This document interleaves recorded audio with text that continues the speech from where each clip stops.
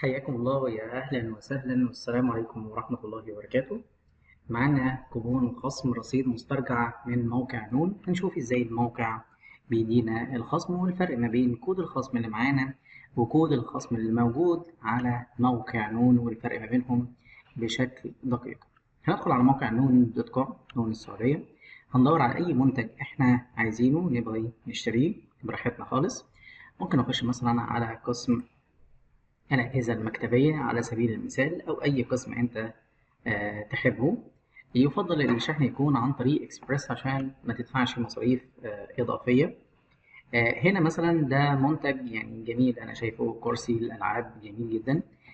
تمنه 359 ريال، عليه خصم 48%. ماشي، أنا هاخد المنتج ده كده بالشكل اللي انتوا شايفينه.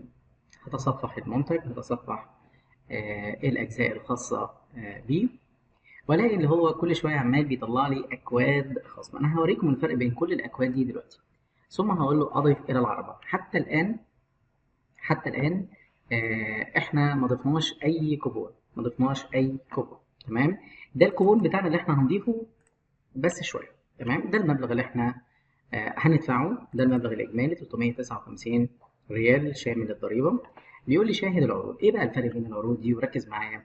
بيقول لك لو انت هتدفع من خلال بطاقة مصرف الربحي، فاحنا هنديك خصم فوري 20% باستخدام الكوبون ده.